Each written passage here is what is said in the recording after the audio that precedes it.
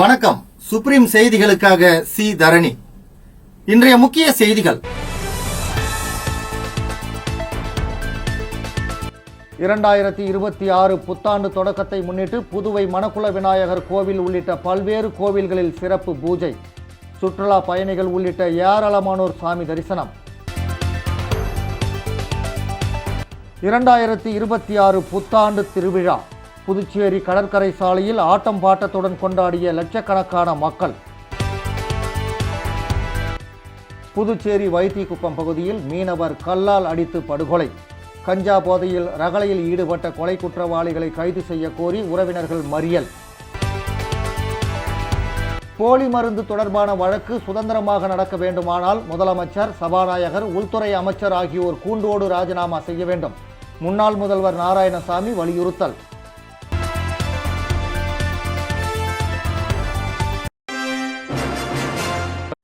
2026 புத்தாண்டு தினத்தையொட்டி புதுச்சேரியில் பிரசித்தி பெற்ற மணக்குள விநாயகர் கோவிலில் சிறப்பு பூஜை நடைபெற்றது. ஆங்கில புத்தாண்டையொட்டி புதுவையின் பிரசித்தி பெற்ற மணக்குள விநாயகர் கோவிலில் இன்று அதிகாலை 4 மணிக்கு கோவில் நடை திறக்கப்பட்டு பின்னர் மூலவருக்கு சிறப்பு பூஜை நடத்தப்பட்டு தங்க கவசம் அணிவிக்கப்பட்டு பக்தர்களுக்கு அருள்பாலித்தார். விநாயகரை தரிசிக்க வரும் அனைத்து பக்தர்களுக்கும் இடைவிடாது லட்டு பிரசாதமாக வழங்கப்பட்டது. இதற்காக 35,000 லட்டுகள் தயாரிக்கப்பட்டது. பக்தர்களின் பாதுகாப்புக்காக கோவிலை சுற்றிலும் கண்காணிப்பு கேமராக்கள் பொருத்தப்பட்டுள்ளது. இதேபோல் காந்தி வீதி வேதபுரீஸ்வரர் கோயில், வரதராஜ பெருமாள் கோவில், ரயில் நிலையம் அருகே உள்ள கௌசிக பாலசுப்பிரமணியர் கோயில், வில்லியனூர் திருக்காமேஸ்வரர் கோயில் உள்ளிட்ட பல்வேறு கோயில்களில் சிறப்பு பூஜைகள் நடைபெற்றது. புத்தாண்டு தினத்தையொட்டி புதுச்சேரி தேவாலயங்களில் நள்ளிரவு 12 மணி அளவில் சிறப்பு பிரார்த்தனை நடைபெற்றது. இதில் திரளான கிறிஸ்தவர்கள் கலந்து கொண்டனர். 2025ஆம் ஆண்டு நேற்றுடன் விடைபெற்று நள்ளிரவு 12 மணிக்கு 2026ஆம் ஆண்டு பிறந்தது. புத்தாண்டை வரவேற்கும் விதமாக புதுச்சேரியில் உள்ள கிறிஸ்துமஸ் தேவாலயங்களில் மின்விளக்கு அலங்காரம் செய்யப்பட்டிருந்தது. புதுச்சேரி ரயில் நிலையம் அருகே உள்ள தூய இருதய ஆண்டவர் பசிலிக்காவில் நள்ளிரவு 12 மணிக்கு சிறப்பு பிரார்த்தனை நடைபெற்றது. பங்குத்தந்தை பிச்சைமுத்து, உதவி பங்குத்தந்தை வின்சென்ட் ஆகியோர் தலைமையில் புத்தாண்டு சிறப்பு திருப்பலி நடைபெற்றது. இதில் திரளான கிறிஸ்தவர்கள் புத்தாடை அணிந்து குடும்பமாக கலந்து கொண்டனர். புத்தாண்டு பிறந்ததும் ஒருவருக்கொருவர் ஹேப்பி நியூ இயர் என்று வாழ்த்து தெரிவித்தனர். இதேபோல் மிஷன் வீதியில் உள்ள ஜென்மராக்கினி தேவாலயத்தில் புதுச்சேரி கடலூர் உயர் மறைமாவட்ட பேராயர் பிரான்சிஸ் கலிஸ்ட் தலைமையில் சிறப்பு திருப்பலி நடைபெற்றது. இதில் கிறிஸ்தவர்கள், பொதுமக்கள், சுற்றுலா பயணிகளும் கலந்து கொண்டனர். கடலூர் சாலையில் உள்ள ஆட்டுப்பட்டி அந்தோனியார் தேவாலயத்தில் மூலக்குளம் பெத்தி செமினார் சிபிஎஸ்இ பள்ளி முதல்வரும் பாதிரியாருமான பாஸ்கல்ராஜ் தலைமையில் சிறப்பு திருப்பலி நடைபெற்றது. இதில் திரளான கிறிஸ்தவர்களும் கலந்து கொண்டனர். புதுச்சேரி அரசு மருத்துவமனை அருகே உள்ள தூய யோவான் தேவாலயத்தில் ஆயர் இமானுவேல் கோவில் பிள்ளை தலைமையில் சிறப்பு திருப்பலி நடைபெற்றது. இதேபோல் நெல்லித்தோப்பு புனித விண்ணேற்பு அன்னை ஆலயம், தட்டாஞ்சாவடி புனித பாத்திமா அன்னை தேவாலயம், வில்லியனூர் தூய லூர்து அன்னை ஆலயம், அரியாங்குப்பம் புனித ஆரோக்கிய அன்னை ஆலயம், முத்தியால்பேட்டை புனித அந்தோனியார் ஆலயம் உட்பட புதுச்சேரியில் உள்ள அனைத்து தேவாலயங்களில் நள்ளிரவு சிறப்பு பிரார்த்தனை நடைபெற்றது. இதில் ஏராளமான கிறிஸ்தவர்கள் கலந்து கொண்டு புத்தாண்டு வாழ்த்துக்களை தெரிவித்தனர்.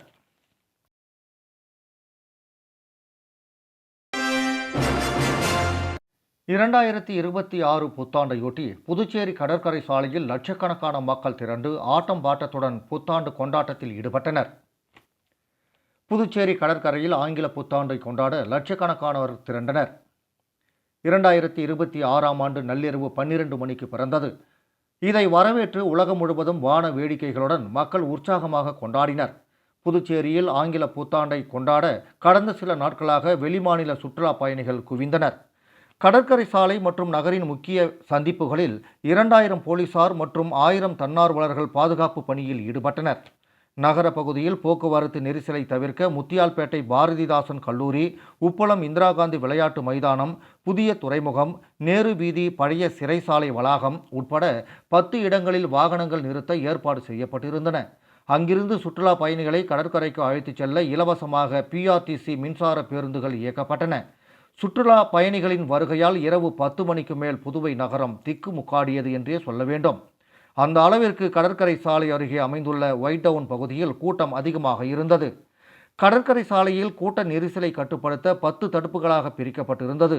ஒவ்வொரு தடுப்புகளில் குறிப்பிட்ட எண்ணிக்கையில் சுற்றுலா பயணிகள், பொதுமக்கள் அனுமதிக்கப்பட்டனர். கடலில் இறங்குவதை தடுக்க கடற்கரை சாலையில் சவுக்கு கட்டைகளால் தடுப்புகள் அமைக்கப்பட்டிருந்தன. இரவு 10 மணிக்கு மேல் சாறை சாறையாக கடற்கரைக்கு பொதுமக்கள் வந்தனர். 11 மணி அளவில் கடற்கரை சாலை முழுவதும் மக்கள் தலைகளாக காட்சியளித்தது. காந்தி திடலில் அரசு சார்பில் இசை நிகழ்ச்சி நடைபெற்றது. இசைக்கேற்ப இளைஞர்கள், இளம்பெண்கள் ஆட்டம் பாட்டத்துடன் புத்தாண்டை வரவேற்றனர். மேலும் ட்ரோன் ஷோ, வான வேடிக்கை, லேசர் ஷோக்களும் நடைபெற்றது. பல ஹோட்டல்கள், தங்கும் விடுதிகளில் மது விருந்துடன் கேளிக்கை நிகழ்ச்சிகள் நடைபெற்றது. இதில் இளைஞர்கள் புத்தாண்டை உற்சாகமாக வரவேற்று கொண்டாடி தீர்த்தனர். சரியாக நள்ளிரவு 12 மணி அளவில் 2026ஆம் ஆண்டு ஆங்கில புத்தாண்டு பிறந்ததும் கடற்கரையில் திரண்டு இருந்த லட்சக்கணக்கானோர் ஹேப்பி நியூ இயர் என்று கூறி ஒருவருக்கு ஒருவர் புத்தாண்டு வாழ்த்துக்களை பரிமாறிக்கொண்டனர். இளைஞர்கள் ஆங்காங்கே கேக்கு வெட்டி கொண்டாடினர். முக்கிய சாலைகளில் இருசக்கர வாகனங்களில் சென்று ஹேப்பி நியூ இயர் என்று கூச்சலிட்டபடி சென்றதை காண முடிந்தது. கடற்கரை சாலையில் நள்ளிரவு 1 மணிக்கு மேல் சுற்றுலா பயணிகள் மற்றும் உள்ளூர் பொதுமக்களை போலீசார் வெளியேற்றினர்.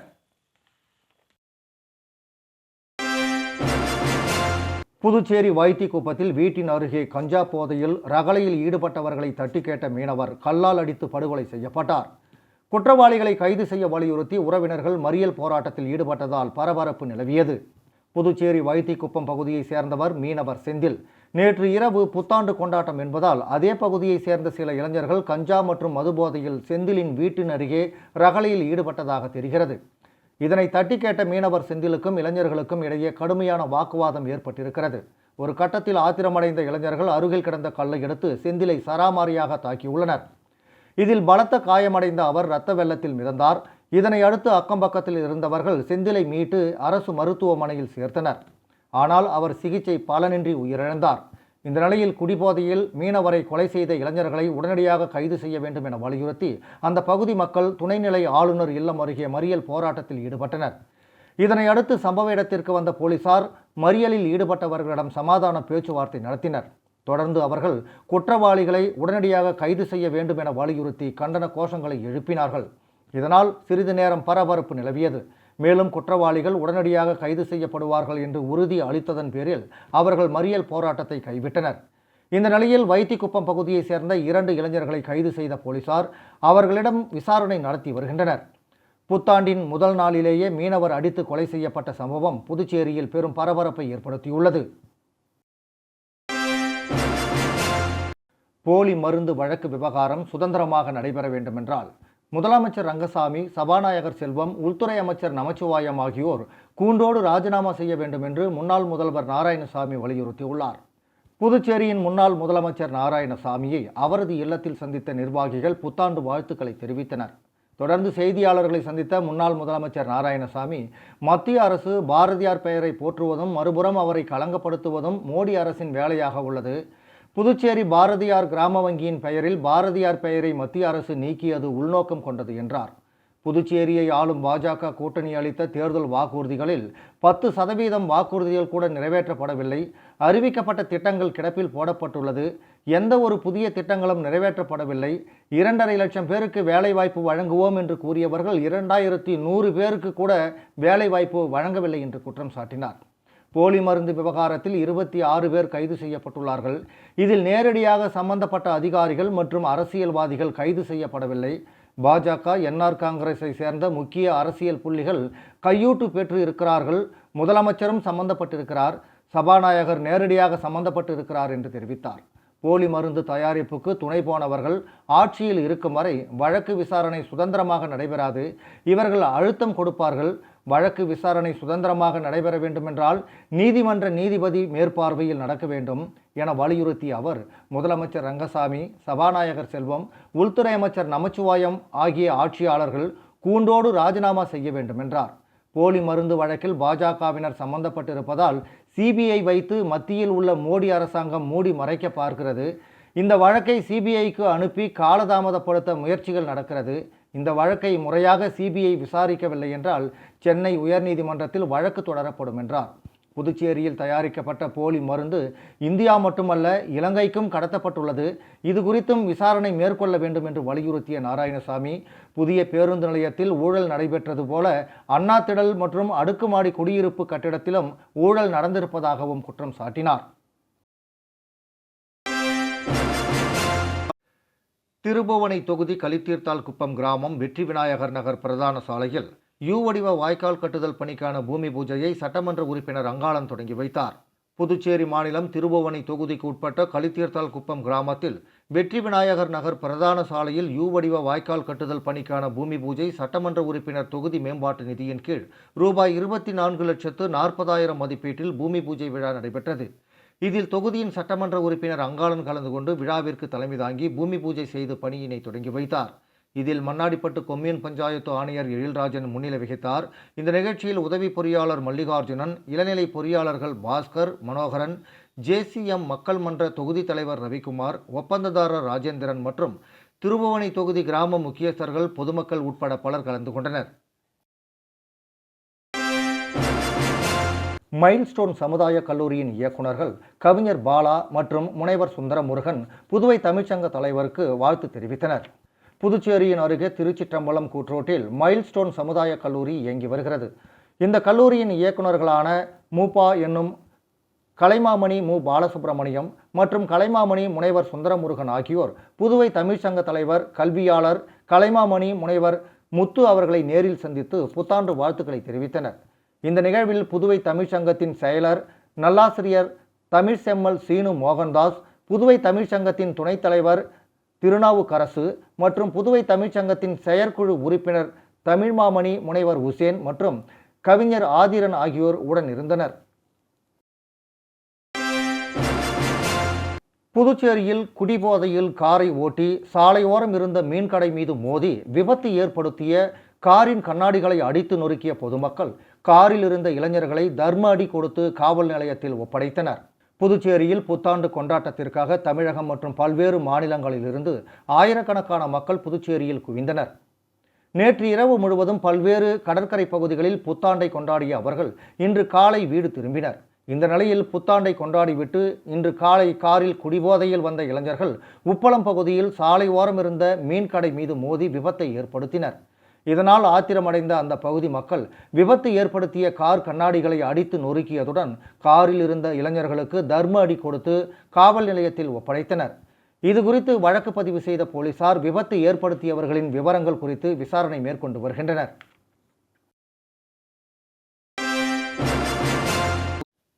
திருபுவனை சட்டமன்ற தொகுதிக்கு உட்பட்ட கலித்தீர்த்தால் குப்பம் கிராமத்தில் வாய்க்கால்கள் அமைத்தல் பணிக்கான பூமி பூஜையினை சட்டமன்ற உறுப்பினர் அங்காளன் தொடங்கி வைத்தார்.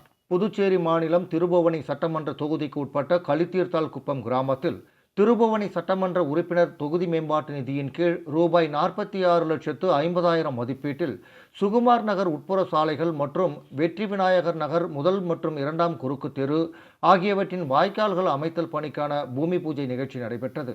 இதில் தொகுதியின் சட்டமன்ற உறுப்பினர் அங்காளன் கலந்து கொண்டு விழாவிற்கு தலைமை தாங்கி பூமி பூஜை செய்து பணியினை தொடங்கி வைத்தார். இதில் மண்ணாடிப்பட்டு கொம்யூன் பஞ்சாயத்து ஆணையர் எழில்ராஜன் முன்னிலை வகித்தார். இந்த நிகழ்ச்சியில் உதவி பொறியாளர் மல்லிகார்ஜுனன், இளநிலை பொறியாளர் பாஸ்கர், மனோகரன், JCM மக்கள் மன்ற தொகுதி தலைவர் ரவிக்குமார், ஒப்பந்ததாரர் தங்கராசு மற்றும் திருபுவனை தொகுதி கிராம முக்கியஸ்தர்கள், பொதுமக்கள் உட்பட பலர் கலந்து கொண்டனர். விளம்பர இடைவேளைக்கு பிறகு செய்திகள் தொடரும்.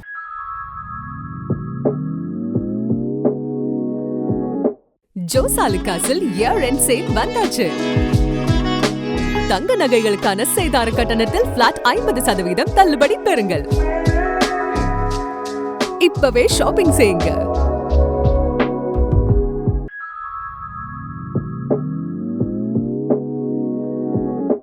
ஜோசாலுகாஸில் இயர் எண்ட் சேல் வந்தாச்சு. தங்க நகைகளுக்கான சேதார கட்டணத்தில் பிளாட் 50% தள்ளுபடி பெறுங்கள். இப்பவே ஷாப்பிங் செய்யுங்க.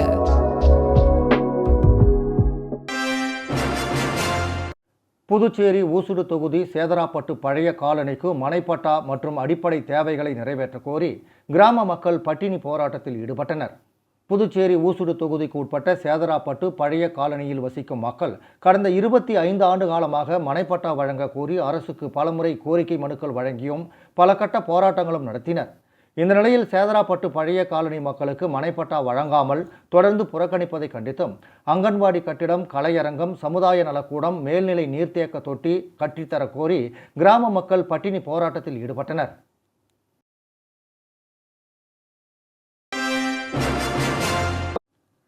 இந்திரா நகர் தொகுதியில் திமுக சார்பில் புத்தாண்டை முன்னிட்டு 2026ஆம் ஆண்டுக்கான தினசரி நாட்காட்டி வழங்கப்பட்டது. புதுச்சேரி மாநிலம் இந்திரா நகர் தொகுதி தருமபுரி பகுதியில் புத்தாண்டை முன்னிட்டு 2026ஆம் ஆண்டிற்கான தினசரி நாட்காட்டி வழங்கும் நிகழ்ச்சி நடைபெற்றது. திராவிட முன்னேற்றக் கழக அமைப்பாளரும் புதுச்சேரி சட்டப்பேரவை எதிர்க்கட்சி தலைவருமான சட்டமன்ற உறுப்பினர் சிவா வழிகாட்டுதலின்படி இந்திரா நகர் தொகுதி செயலாளர் ராதாகிருஷ்ணன் தலைமையில் புத்தாண்டை வரவேற்கும் விதமாக பொதுமக்களுக்கு 2026ஆம் ஆண்டிற்கான தினசரி நாட்காட்டி வழங்கப்பட்டது. இந்த நிகழ்ச்சியில் அவைத்தலைவர் கோதண்டராமன் முன்னிலை வகித்தார். இதில் புதுச்சேரி திமுக தலைமை செயற்குழு உறுப்பினரும் இந்திரா நகர் தொகுதி பொறுப்பாளருமான ப. காந்தி மற்றும் நிர்வாகிகள் சுப்பிரமணி, தேவநாதன், செல்லத்துறை, ஜெகதீசன், பாஸ்கர், பாலு, பூபாலன், மாஸ்டர், ராதாகிருஷ்ணன், முத்து, பாலு, கங்காதரன் உட்பட கட்சி நிர்வாகிகள் ஏராளமானோர் கலந்து கொண்டு விழாவினை சிறப்பித்தனர். நிகழ்ச்சிக்கான ஏற்பாட்டினை தொகுதி செயலாளர் ராதாகிருஷ்ணன் தலைமையில் ஆதரவாளர்கள் வெகு சிறப்பான முறையில் செய்திருந்தனர்.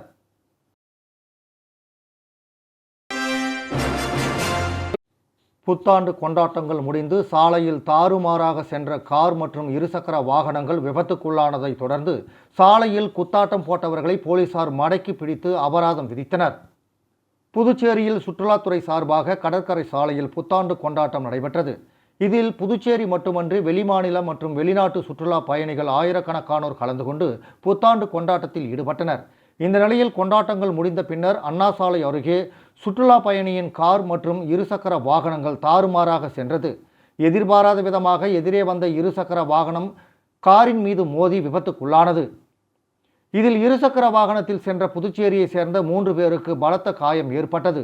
அப்பகுதியில் இருந்தவர்கள் அவர்களை மீட்டு அரசு பொது மருத்துவமனைக்கு அனுப்பி வைத்தனர். இதேபோன்று புத்தாண்டு கொண்டாட்டம் முடிந்து வீட்டுக்கு திரும்பிய அவர்கள் மறைமலை அடிகள் சாலைகள் நின்றபடி சாலை நடுவே நின்று குத்தாட்டம் போட்டு ரகளையில் ஈடுபட்டனர். அப்போது அங்கு வந்த உருளையன்பேட்டை இன்ஸ்பெக்டர் கார்த்திகேயன் தலைமையிலான போலீசார் இளைஞர்களை விரட்டி அடித்தும் மடக்கி பிடித்தும் அபராதங்களை விதித்தனர்.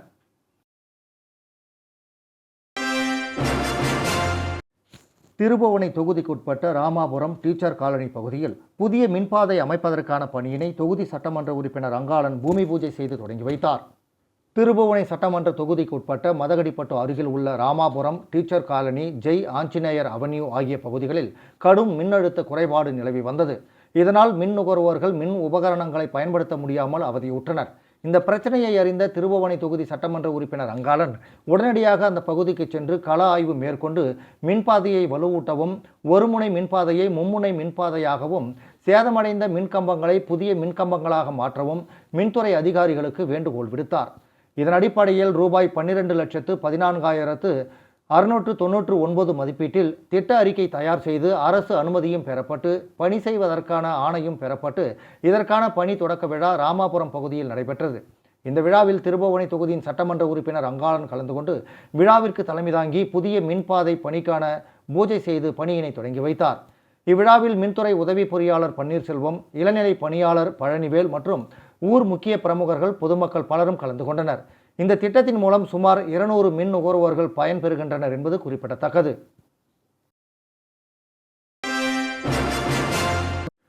வில்லியனூர் தொகுதியில் புத்தாண்டை முன்னிட்டு சட்டமன்ற உறுப்பினர் சிவா அவர்களுக்கு திமுக நிர்வாகிகள் வாழ்த்து தெரிவித்தனர். உலகம் முழுவதும் புத்தாண்டு தினம் கோலாகலமாக கொண்டாடப்பட்டு வருகிறது.